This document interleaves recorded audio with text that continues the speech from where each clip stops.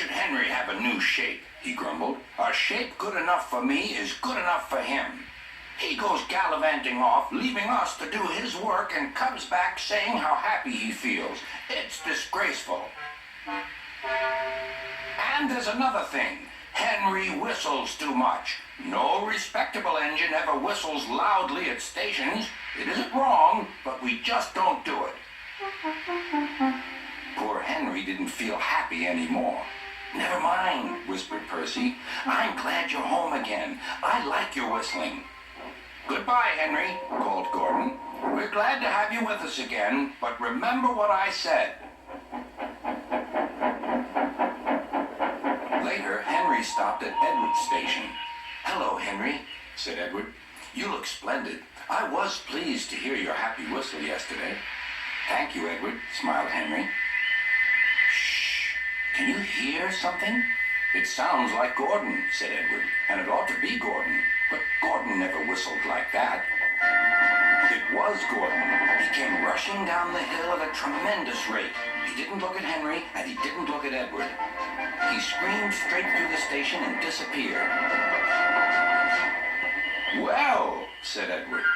It isn't wrong, chuckled Henry, but we just don't do it. And he told Edward what Gordon had said.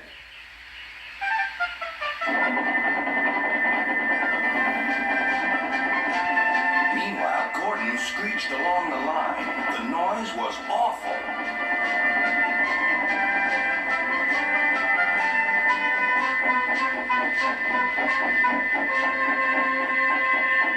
At the station, everyone covered their ears.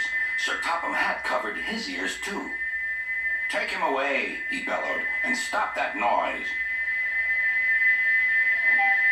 Gordon puffed sadly away, but he wouldn't stop whistling until two fitters climbed up and knocked his whistle valve in place. That night, Gordon slunk into the shed. He was glad it was empty. It isn't wrong, murmured Henry to no one in particular, but we just don't do it. No one mentioned whistles. Next morning, Henry was enjoying himself enormously. I feel so well. I feel so well, he sang. Trickety-trock, hummed his coaches. Then he saw some boys on a bridge. Beep, beep, hello, he whistled.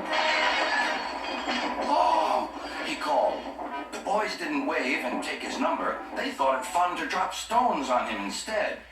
They've broken our glass! They've broken our glass! Cried the coaches. The passengers weren't hurt, but they were cross. Call the police!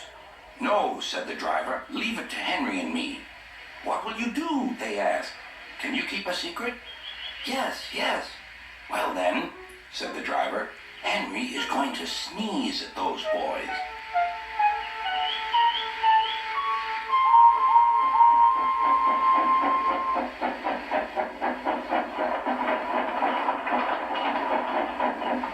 Lots of people were waiting at the station just before the bridge. They wanted to see what would happen.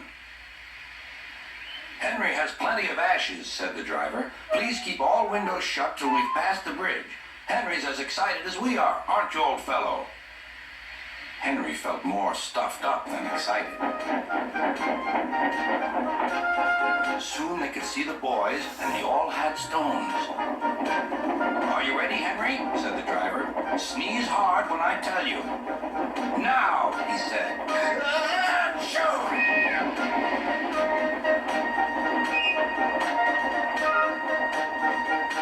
Well done, Henry, laughed his driver.